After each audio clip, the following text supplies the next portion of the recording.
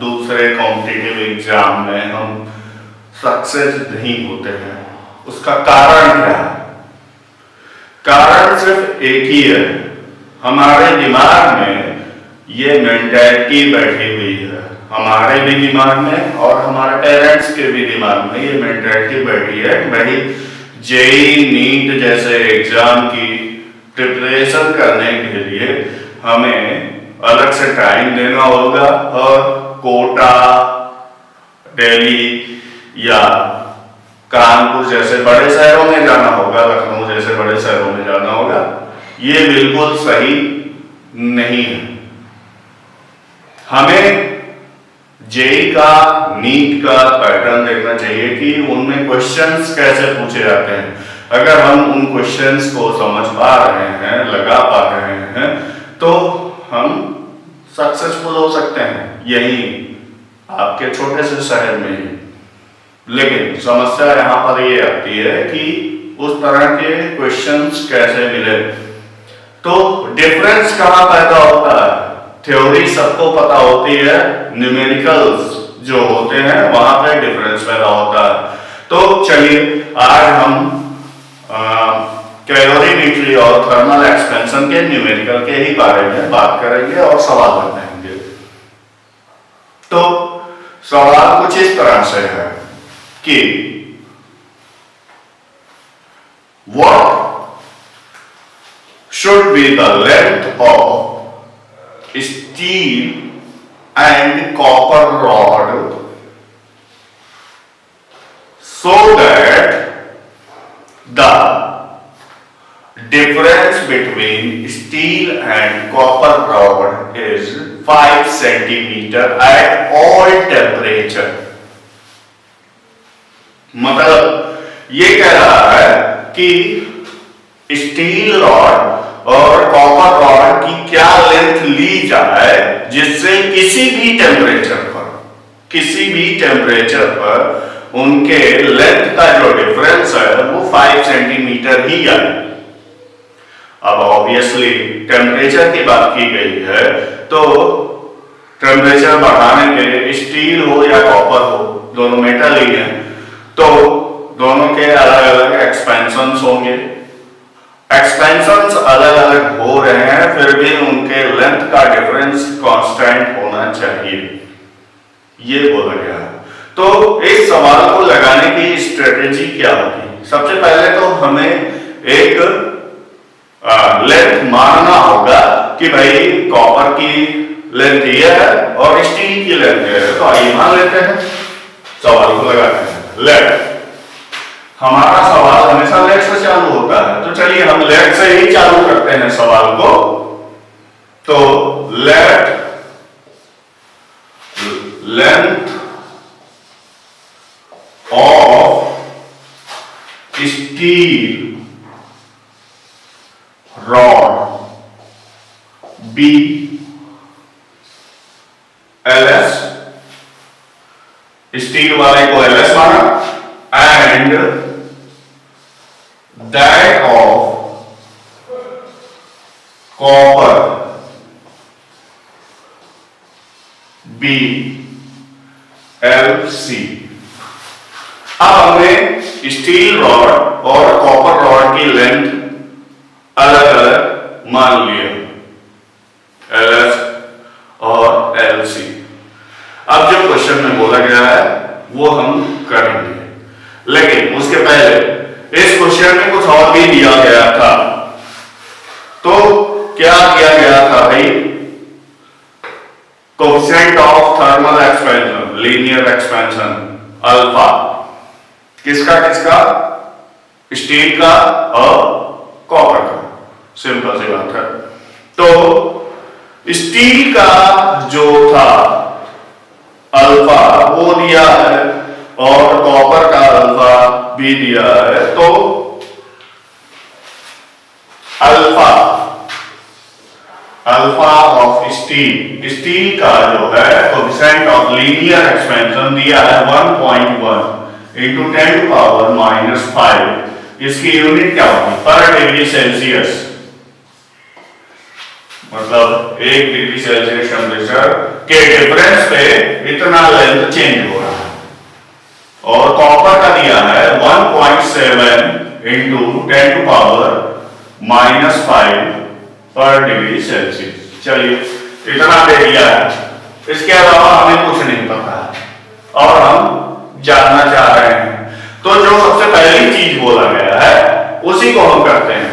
ठीक है, स्टील और कॉपर के रॉड का लेंथ का डिफरेंस हमेशा 5 डिग्री सेल्सियस 5 सेंटीमीटर होना चाहिए। 5 सेंटीमीटर होना चाहिए, ये दिया है, तो इसी को हम अपनी पहली इक्वेशन बनाएंगे। चलिए बना लेते हैं। LS माइनस LC ये दिया है 5, इसको इक्वेशन 1 बना लिया। अब हमारी स्ट्रेटेजी क्या होनी चाहिए? देखो, ना हमको LS पता है ना LC पता है, यही दो चीजें निकालनी है। अब ये दो चीजें निकालनी है तो पहले तो हमें चेंज इन लेंथ निकालना होगा किसी भी टेम्परेचर पे। तो आइए चेंज इन लेंथ निकाल लेते हैं, जिसे आप डेल्टा से डिनोट करते हैं। फॉर्मूला आपने पढ़ा था, delta L equal to L alpha delta T, ये पढ़ा था, यही अप्लाई भी करेंगे। Change in length of steel rod LS, delta LS is equal to LS into alpha S delta T। भाई टेम्परेचर का जो चेंज हो रहा है वो डेल्टा T है। ये डेल्टा T कॉपर के लिए भी वही रहेगा और स्टील के लिए भी वही रहेगा, बदलने वाला नहीं, क्योंकि भाई सेम डिफरेंस होना चाहिए टेम्परेचर का, तब उनके लेंथ का डिफरेंस 5 सेंटीमीटर होना चाहिए। इस बात को समझिए। अब डेल्टा LS निकाल लिया आपने, ऐसे ही हम डेल्टा LC निकालेंगे। तो डेल्टा LC भाई length of copper alpha of copper delta T, ये निकला। अब देखिए, दिमाग लगाने वाली बात यहीं पर आएगी। अगर हम दोनों के लेंथ को कांस्टेंट रखना चाह रहे हैं, दोनों के लेंथ का डिफरेंस कांस्टेंट रखना चाह रहे हैं, तो इसका मतलब जो भी चेंज हो रहा है लेंथ में, दोनों के लेंथ में जो भी चेंज हो रहा है वो इक्वल होना चाहिए, अलग अलग नहीं होना चाहिए। अगर लेंथ में चेंज अलग अलग हुआ तो डिफरेंस भी बदल जाएगा। तो मतलब ये दिमाग लगाना था, और ये सवाल IIT में पूछा गया है, ये आपके बोर्ड एग्जाम का सवाल नहीं है। ठीक है, ये IIT का सवाल है और IIT में ये सवाल 1975 में पूछा गया था। मैं पैदा ही नहीं हुआ था तब, उस समय पूछा गया था। तो चलिए आइए देखते हैं और अपनी स्ट्रेटेजी बनाते हैं इस सवाल को सॉल्व करने की। तो मेरी स्ट्रेटेजी ये कह रही है कि अभी हम delta LS is equal to delta LC करेंगे। अब डेल्टा LS और डेल्टा LC को इक्वल कर दिया, तो इक्वल करने के बाद इनकी जो वैल्यूज हमने निकाली है वो वैल्यूज रखेंगे। LS alpha S delta T is equal to LC alpha C delta T। भाई देखिए, दोनों साइड डेल्टा T है, ये कैंसल आउट हो जाएगा, काट दीजिए इसे और किसी एक की वैल्यू निकाल लीजिए, चाहे LS की चाहे LC की। एक की निकालेंगे, दूसरी अपने आप निकल जाएगा इक्वेशन नंबर 1 से। ठीक है, तो आइए निकाल लेते हैं। मान लीजिए मैं LS निकाल रहा हूं, तो LS इज इक्वल टू यहां से क्या मिलेगा, LC alpha C upon alpha S। अब वैल्यूज रखिए, हमें LC नहीं पता है तो LC ऐसे ही रहने देंगे। अल्फा C की वैल्यू दिया है 1.7 इंटू 10⁻⁻5, इसको रख दिया, और अल्फा S की वैल्यू दिया है 1.1 इंटू 10⁻⁻5, इसको रख दिया। अब 10⁻⁻5 कैंसल आउट हो गया। अब आप जेईई की तैयारी कर रहे हैं या नीट की तैयारी कर रहे हैं, तो आपको इतना पता होना ही चाहिए कि अगर डेसिमल जो लगे हैं डिवीजन में, डेसिमल को हटाया जा सकता है अगर नंबर ऑफ डिजिट्स डेसिमल के बाद इक्वल हो। तो डायरेक्टली आप हटाइए इसको, तो आपको मिला क्या, एलएस की वैल्यू एलसी के फॉर्म में मिला 17/11 एलसी, ये आपकी एलएस की वैल्यू मिली। देखिए भाई, मेरे पास कोई स्मार्ट बोर्ड नहीं है तो मुझे मिटाना पड़ेगा और आगे सॉल्यूशन मैं लिखूंगा। देखिए आपके लिए मैं हटा रहा हूं, इतना सॉल्यूशन आपके पास है। फिर आगे क्या होगा, इस इक्वेशन से हम आगे बढ़ेंगे और सब कुछ कैलकुलेट कर लेंगे। चलिए देखते हैं आगे क्या होता है। आगे क्या हमारा मैथ सही है? देखिए मैथ, यहां वर्ड मैथ आया है, फिजिक्स लगाने के लिए मैथ की बहुत बड़ी जरूरत होती है। अगर आपका मैथ अच्छा नहीं है तो फिजिक्स अच्छा होने का सवाल ही नहीं पैदा होता। तो चलिए ये वाली वैल्यू एलएस की हम इक्वेशन नंबर 1 में रखेंगे। तो यहां लिखेंगे फ्रॉम इक्वेशन 1।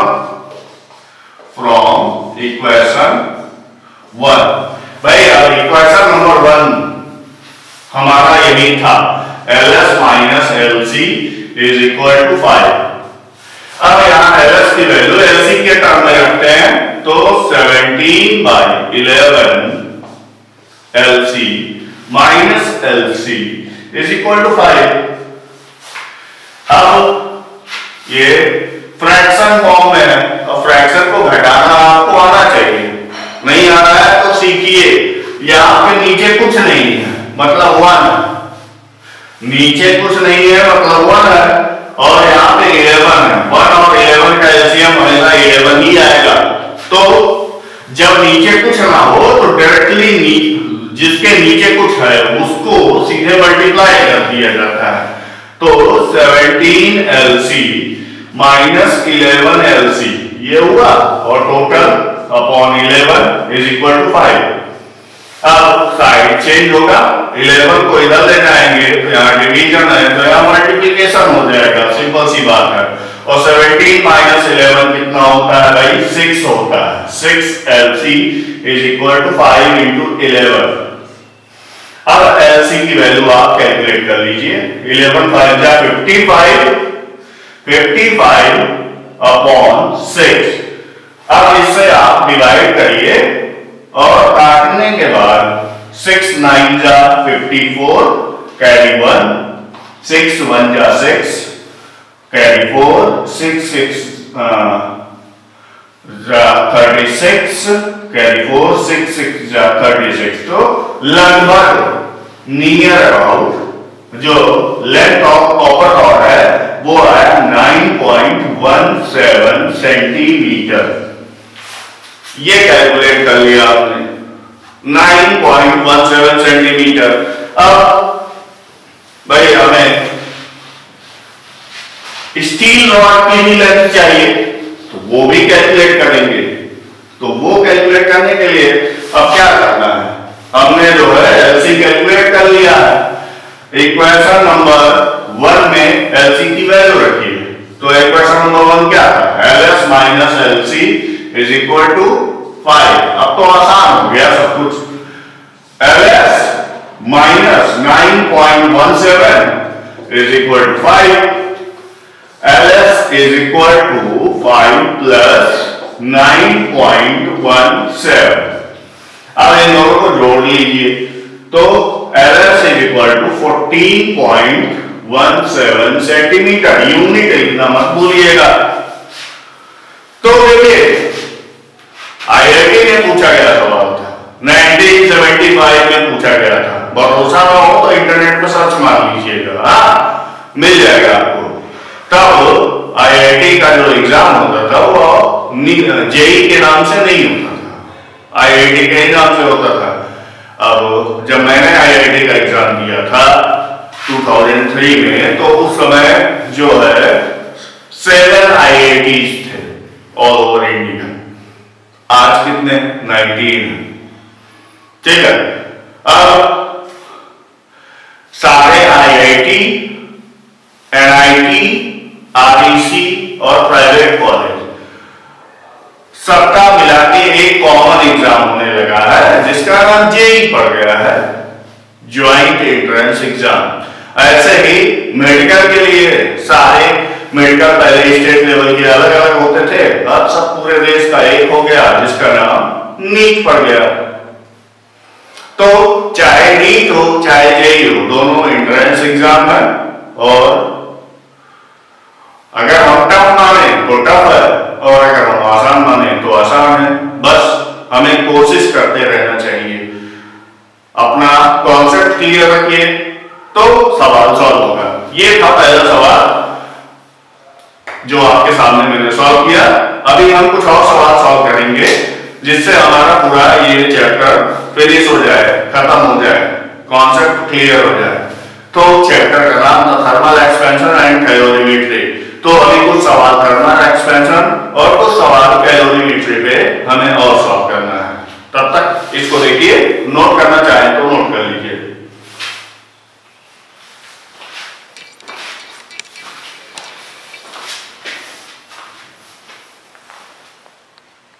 इस तरह से अर्थ receives 1400 watt per meter square solar power. That solar energy is focused on a lens of area 0.2 meter square and incidenting on ice of mass 280 gram. Now calculate the time to melt the ice. तो हमको ये पता है, हाँ यहां पे एक चीज होती है लेटेंट हीट ऑफ फ्यूजन। तो हमें सोलर पावर दिया है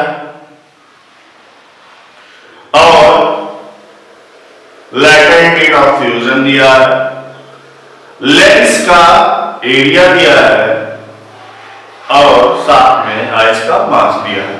इतनी सारी चीजें हमें पता है और हमें टाइम कैलकुलेट करना है। तो क्या स्ट्रेटेजी हम बनाएंगे ऐसे न्यूमेरिकल को सॉल्व करने के लिए? ध्यान दीजिए, न्यूमेरिकल में जो यूनिट्स दी होती हैं उस पर भी कभी ध्यान देना चाहिए। बहुत सारे सवालों का जवाब यूनिट ही दे देता है। सोलर पावर जो दिया था 1400 वाट पर मीटर स्क्वायर दिया है। पर मीटर स्क्वायर में पावर दिया है, मतलब ये पावर नहीं है, हाँ ये 1 मीटर स्क्वायर में पर यूनिट एरिया पावर दिया है और लेंस का एरिया दिया है। तो अगर लेंस के एरिया से ये जो पर यूनिट पावर है इसको मल्टीप्लाई कर दे तब हमें पावर मिलेगा। तो चलिए, और इसी वजह से हमारा न्यूमेरिकल सही से सॉल्व नहीं होता। आइए सॉल्व करते हैं जल्दी से। तो मान लेते हैं let P1 is 1400 watt per meter square, area 0.2 metre square, mass दिया है आइस का 280 ग्राम और लेटेंट हीट ऑफ फ्यूजन दिया है 3.3 इंटू 10⁵ जूल पर ग्राम। इतना कुछ दिया हुआ है। तो इन चीजों को यूज करके हमें सवाल को लगाना है। तो इन सभी चीजों को यूज करके हम सवाल को लगा देंगे। तो चलिए सबसे पहले हम क्या कैलकुलेट कर लेते हैं? पावर। ये पावर पर यूनिट एरिया है, तो solar power P is equal to P1 into A ये कैलकुलेट किया जाएगा यहाँ पर और इसे हम कैलकुलेट करेंगे। तो P1 की वैल्यू है 1400 और A की वैल्यू है 0.2, मल्टीप्लाई किया तो 280 वाट, ये आ गया आपका पावर। 280 वाट पावर आ गया। अब आपका पावर 280 वाट आया है और बर्फ को मेल्ट करने के लिए कितने एनर्जी मतलब हीट की जरूरत है वो भी हम कैलकुलेट कर लेते हैं। तो सबसे पहले ये जो मास दिया है ये ग्राम में दिया है और ये latent heat of fusion joule पर किलोग्राम में दिया है। तो पहले मास को किलोग्राम में बदलो। तो m is equal to 280 into 10⁻³ kilogram. अब हीट निकालते हैं, Q is equal to ml, value रख देते हैं 280 इंटू 10⁻³ इंटू 3.3 इंटू 10⁵। ये सब मल्टीप्लाई करने के बाद आपको जो रिजल्ट मिलेगा वो आएगा 924 इंटू 10⁻² जूल। इतना जूल चाहिए होगा आइस को मेल्ट करने के लिए। तो अब आइस मेल्ट हो रहा है तो दोनों एनर्जी बराबर होनी चाहिए।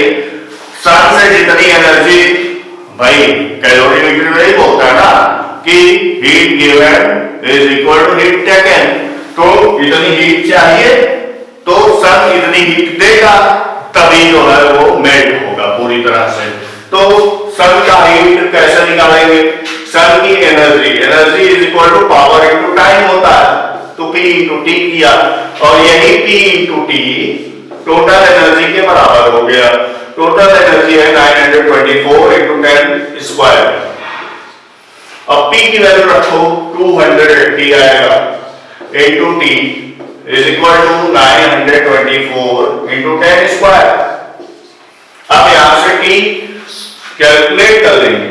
T is equal to 924 into 10 square divided by 280। अब 280 से डिवाइड किया तो हमें मिल गया ये। अब इसको देख सकते हैं 924 इंटू 10 स्क्वायर को लिख दीजिए 100 अपॉन 280। इजीली सॉल्व कीजिए, 0 0 काट दीजिए। 28 से 924 को काटते हैं तो ये आ जाएगा 33 काटने के बाद। अब 33 इंटू 10 कितना आ गया? 330 सेकेंड, मतलब 330 सेकेंड में वो पूरी आइस पिघल जाएगी। आप चाहे तो इसे मिनट में भी कैलकुलेट कर सकते हैं। मिनट में अगर कैलकुलेट करेंगे तो यही आंसर आ जाएगा 5 मिनट 30 सेकेंड, मतलब 5.5 मिनट में ये बर्फ पिघल जाएगी। तो ये देखिए आपके सामने पूरा सॉल्यूशन है। इस तरह से हम क्वेश्चंस को सॉल्व करते हैं। क्वेश्चन को ये देख के मत सॉल्व करिए कि वो कहां पूछा गया था, कहां आया था, बोर्ड एग्जाम में आया था कि IIT में आया था कि नीट में आया था कि JEE में आया था, उससे फर्क नहीं पड़ता है। अगर आपका कॉन्सेप्ट क्लियर है तो सवाल सॉल्व होगा, अगर नहीं क्लियर है तो सवाल नहीं सॉल्व होगा। अब रही बात इसके कि मैं ये सब वीडियोस क्यों बना रहा हूं, तो सिंपल सी बात, मैं चाहता हूं कि जो हमारे शहर के बच्चे हैं वो यहां से 1415 किलोमीटर दूर जाके तैयारी ना करें, अपने माँ बाप से दूर जाके तैयारी ना करें, बल्कि यही तैयारी करें। आए मेरे पास आए, मैं आपको सिखाऊंगा, मैं आपको बताऊंगा कि कैसे एग्जाम पास करना है। या ये बोर्ड एग्जाम की बात नहीं है, ये कॉम्पिटिटिव एग्जाम की बात है और मिनिमम चार्जेस में बताऊंगा। तो बहरहाल अगर आपको वीडियो अच्छा लग रहा है, आपको समझ में आ रहा है, तो सब्सक्राइब कीजिए, शेयर कीजिए, ज्यादा से ज्यादा लोगों तक पहुंचाइए, जिससे ये ज्ञान ज्यादा से ज्यादा लोगों तक पहुंचे। अन्यथा क्या किया गया? तो क्वेश्चन कुछ इस तरह है कि भाई एक ग्लास का फ्लास्क है जिसका वॉल्यूम 1 लीटर है, उसमें कुछ मरकरी है, पारा Hg, और किसी भी टेम्परेचर पर जो उसके अंदर का एयर, फ्लास्क के अंदर मरकरी है लेकिन एयर भी है, पूरी तरह से मरकरी नहीं भरा हुआ है, तो फ्लास्क के अंदर का जो एयर है उसका वॉल्यूम नहीं बदल रहा है किसी भी टेम्परेचर पे। तो हमें बताना है कि भाई मरकरी का वॉल्यूम कितना है उस फ्लास्क में। फ्लास्क जो है ग्लास का है, यहां पे आपको coefficient of linear expansion of glass दिया हुआ है 9 × 10⁻⁶ पर डिग्री सेंटीग्रेड, और coefficient of volumetric expansion of mercury दिया है 1.8 × 10⁻⁴ पर डिग्री सेंटीग्रेड।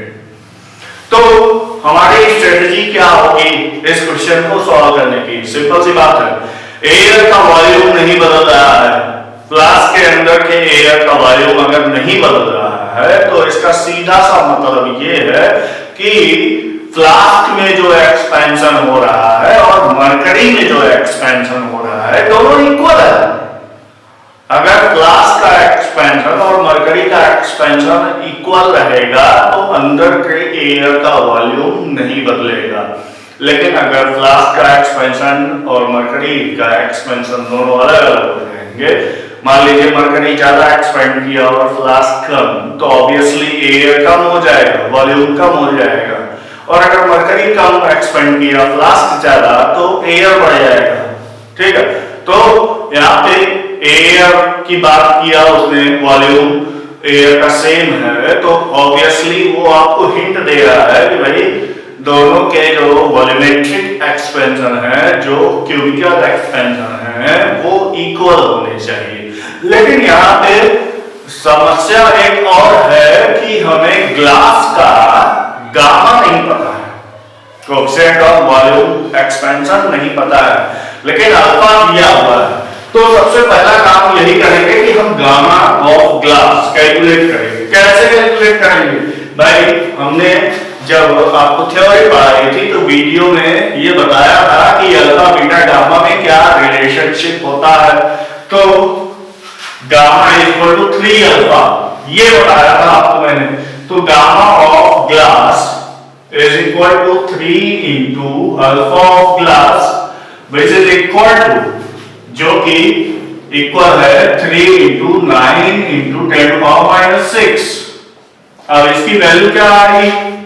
27 इंटू 10⁻⁶, या फिर इसी को लिख लीजिए थोड़ा और अच्छे से, 2.7 इंटू 10⁻⁵ पर डिग्री सेल्सियस। ये आ गया आपका ग्लास का गामा। मरकरी का वॉल्यूम हमें नहीं पता है, लेकिन फ्लास्क का वॉल्यूम दिया हुआ है भाई, 1 लीटर दिया है। बस यहाँ समस्या ये है कि यूनिट लीटर में दी है और हमें यूनिट सेंटीमीटर या मीटर में होना चाहिए, तभी हम सही से कैलकुलेशन कर पाएंगे। तो यूनिट कन्वर्जन अगर आपको नहीं आता है तो ये आंसर भी आप नहीं निकाल पाएंगे, सिंपल सी बात है। तो पहले हम देखते हैं वॉल्यूम ऑफ ग्लास। ग्लास मतलब मैं यहाँ ग्लास की बात कर रहा हूं, वो ग्लास का बना हुआ है। तो वॉल्यूम ऑफ ग्लास 1 लीटर है और 1 लीटर में 1000 मतलब 10⁻³ सेंटीमीटर क्यूब होता है। ये याद रखिएगा, 1 litre is equal to 10⁻³ centimetre cube, ये हमें पता है।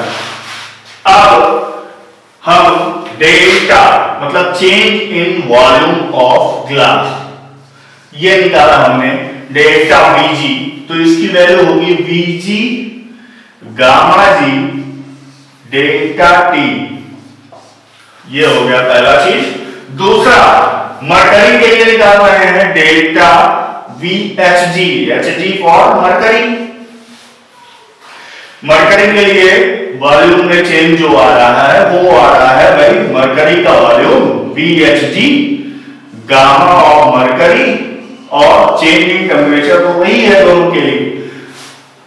अब जो हमें कंडीशन दी है उसके अकॉर्डिंग भाई एयर का वॉल्यूम नहीं बदल रहा है। अगर एयर का वॉल्यूम नहीं बदल रहा है तो ऑब्वियसली दोनों का चेंज इक्वल होगा, तो हम चेंज को इक्वल करेंगे। Delta VHG is equal to delta VG, मतलब change in volume of mercury is equal to change in volume of glass. Value रखते हैं VHG gamma HG delta T is equal to VG gamma G delta T। तो प्यारे बच्चों delta T cancel हो गया और हमें निकालना था वॉल्यूम ऑफ मरकरी, तो VHG हम निकालेंगे। VHG is equal to VG gamma G upon gamma HG, ये आ गया। अब सारी वैल्यूज रख देंगे और हमें मरकरी का वॉल्यूम मिल जाएगा। तो VG वॉल्यूम ऑफ ग्लास दिया था 1 लीटर, जिसको हमने सेंटीमीटर क्यूब में बदला था, तो 10⁻³ आया था। गामा G की वैल्यू आपने कैलकुलेट किया 2.7 इंटू 10⁻⁻5, और गामा HG की वैल्यू हमें दी हुई है भाई, इसकी वैल्यू थी 1.8 इंटू 10⁻⁻4। अब इतना कुछ दिया है, इसको सॉल्व कर लेते हैं इजीली। 2.7 है, 1.8 है, तो ये भाई आराम से आप लिख सकते हैं भाई 27/18। अब 10 की पावर सब एक साथ कर लेते हैं। यहां माइनस में 4 है, ऊपर जाएगा तो 4 3 7 में से 5 गया 2, तो मतलब 10 स्क्वायर बचेगा पावर में। अब 27/18 को अगर कैंसिल करें तो 9 3 जा 27, 9 2 जा 18, और 3/2 को लिख सकते हैं 1.5 इंटू 100, मतलब 150 सेंटीमीटर क्यूब। इतना वॉल्यूम था मरकरी का उस फ्लास्क में। 1 लीटर वाले फ्लास्क में 150 सेंटीमीटर क्यूब मरकरी था। आप चाहे तो इसको लीटर में बदल दें, तो अगर इसे लीटर में बदलना है तो 1000 से डिवाइड कर दीजिए, आपको लीटर में आंसर मिल जाएगा। सिंपल सी बात है। ओके, तो इस तरह से हम इस सवाल को सॉल्व कर लेंगे। तो ये सॉल्यूशन आपके सामने रहा, और जहां तक आप सवाल की बात, तो जब आप वीडियो देखेंगे तो आपके स्क्रीन पे क्वेश्चन पूरा लिखा हुआ दिखाई पड़ेगा कि 10 ग्राम वाटर है जो 45 डिग्री सेल्सियस पे है, उसे 5 ग्राम आइस के साथ मिक्स किया गया है और आइस का टेम्परेचर -30 डिग्री सेल्सियस है। तो हमें यह बताना है कि इक्विलिब्रियम टेम्परेचर, मतलब मिक्सचर का टेम्परेचर क्या होगा जब हीट का ट्रांसफर बंद हो जाएगा, हीट का एक्सचेंज रुक जाएगा। तो यहां पे कुछ कांस्टेंट्स के वैल्यूज भी दिए हुए हैं, जैसे कि specific heat capacity of ice दिया हुआ है 0.55, लैटेंट हीट ऑफ आइस दिया है 80 कैलोरी पर ग्राम, और वाटर का स्पेसिफिक हीट दिया है 1 कैलोरी पर ग्राम पर डिग्री सेल्सियस। ये चीजें दी हुई हैं। अब हमें पता है कैलोरीमेट्री का जो प्रिंसिपल होता है, heat given is equal to heat taken. ठीक है, हीट दे कौन रहा है? ऑब्वियसली गर्म बॉडी ही हीट देगी, और हीट लेयर कौन? जो ठंडी बॉडी होगी। तो यहां पे गर्म पानी है और ठंडा कौन है? बर्फ है। ठीक है, तो पानी और बर्फ की बात हो रही है, तो क्या होगा? पानी जो है टेम्परेचर दे रहा है, मान लेते हैं कि भाई टेम्परेचर जो इंटरमीडिएट टेम्परेचर है, इक्विलिब्रियम टेम्परेचर है, वो कैपिटल टी, ठीक है। तो मतलब पानी जो है 45 डिग्री से कहां तक आएगा, कैपिटल टी टेम्परेचर तक आएगा, और उस टेम्परेचर तक पहुंचने में वो कुछ हीट इवॉल्व करेगा, अपना हीट दे देगा, ठीक। किसको देगा, आइस को देगा, और आइस क्या करेगा उस हीट का। अब आइस -30 डिग्री सेल्सियस पे है, तो पहले कहां तक पहुंचेगा आइस, 0 डिग्री सेल्सियस पे पहुंचने की कोशिश करेगा, उसका टेम्परेचर बढ़ेगा। जो वाटर ने हीट दिया है उस हीट का यूज वो क्या करेगा, अपने टेम्परेचर को बढ़ाने के लिए यूज करेगा। अब आइस का टेम्परेचर -30 से 0 तक आया, अब बचे हुए हीट का क्या करेगा, वो अपने आप को पानी में कन्वर्ट करने के लिए यूज करेगा, मतलब यहां लैटेंट हीट यूज होने लगेगा, स्टेट चेंज हो गया। अगर अब भी हीट बचा है तो अब क्या करेगा, 0 से T टेम्परेचर तक पहुंचेगा, 0 से T टेम्परेचर तक पहुंचने के लिए हीट का यूज करेगा। तो इतनी सारी चीजें हो रही हैं। चलिए इसको हम फॉर्मूले में, इक्वेशन फॉर्म में लिख देते हैं। तो heat given equal to heat, ठीक है। इसके हिसाब से MW CW और डेल्टा T क्या हो जाएगा भाई, 45 माइनस T, अच्छी बात है। अब ice, M ice, C ice, ice का टेम्परेचर बढ़ के कहां तक जा रहा है, 0 डिग्री सेल्सियस तक। तो कहां से कहां तक, -30 से 0, तो पहले बराबर लिखते हैं, 0 लिखा, -30 ये लिख लिया। फिर अब आइस अपने आप को बदल देगा, M आइस, और बदलने के लिए लैटेंट हीट का यूज करेगा, L आइस। अब जो आइस वाटर में बदला उस आइस का टेम्परेचर बढ़ना चालू हुआ। अब की बार M आइस लिखेंगे, लेकिन C आइस ना लेकर के, अब ये तो पानी में बदला है तो CW ले लेंगे, C वाटर, और टेम्परेचर कहां से पहुंच रहा है, T तक, 0 से T तक पहुंच रहा है, तो T -0 करेंगे। इतना काम अगर आप कर लिए, अब वैल्यू रख दीजिए, आपका आंसर आपको मिल जाएगा। तो 10 into 1, जल्दी जल्दी मैं कर देता हूं, 45 minus T is equal to 5 into C ice दिया है 0.55, और माइनस माइनस क्या आ जाएगा प्लस, इंटू 30, ये निकला है, प्लस M आइस दिया है भाई 5 और L आइस दिया है 80, सारी वैल्यू रखते जा रहे हैं, हमें आंसर मिलता जाएगा।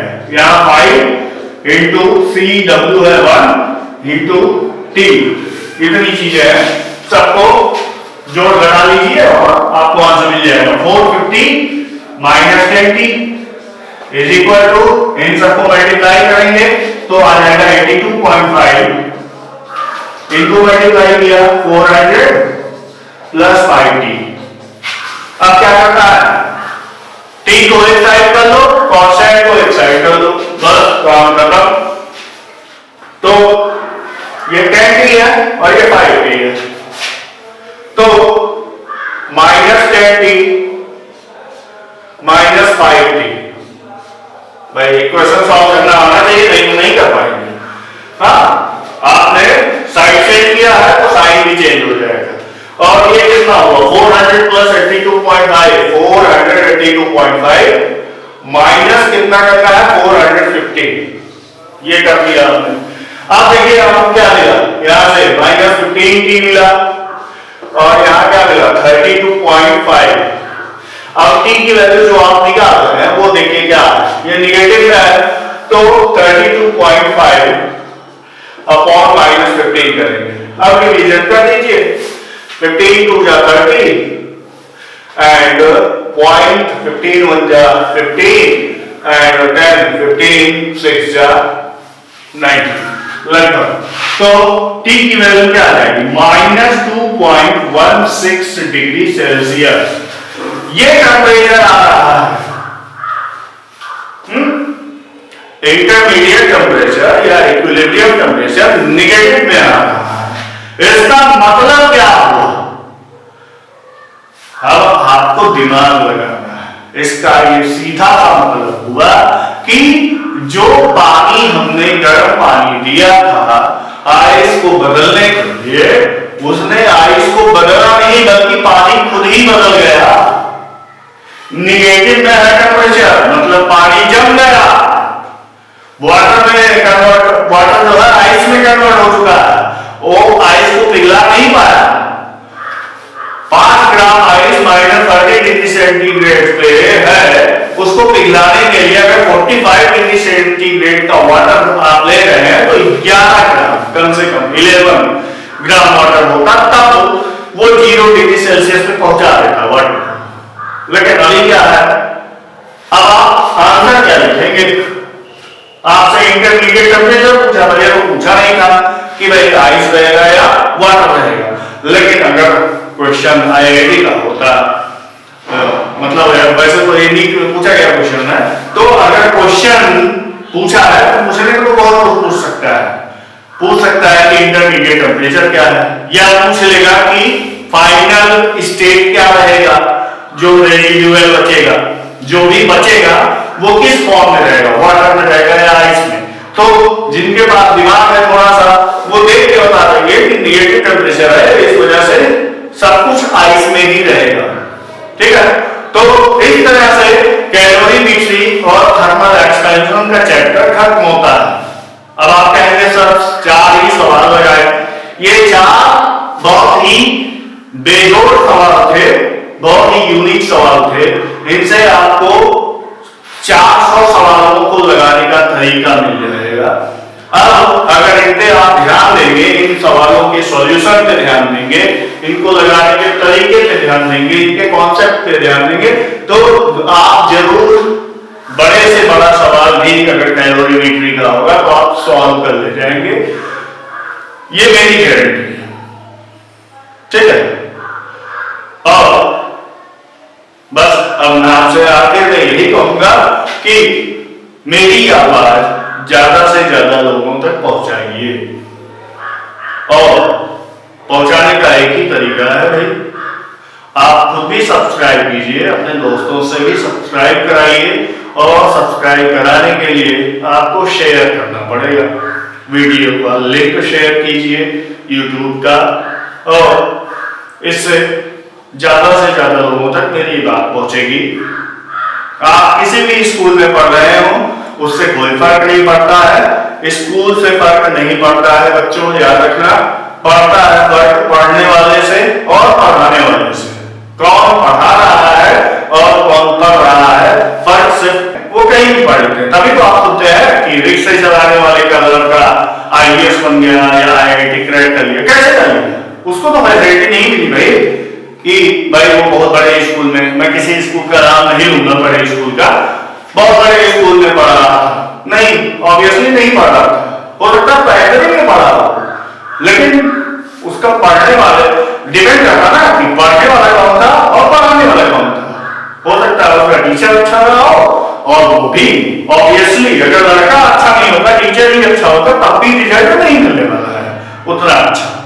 तो दोनों को अच्छा होना होगा, ये तालमेल का सवाल होता है। जिनका तालमेल अच्छा बैठ जाता है, जिनका ट्यूनिंग अच्छी हो जाती है, वो आगे बढ़ जाते हैं। तो आज का वीडियो यहीं पे मैं खत्म करता हूं। Thank you, have a nice day, आपका दिन शुभ हो, धन्यवाद।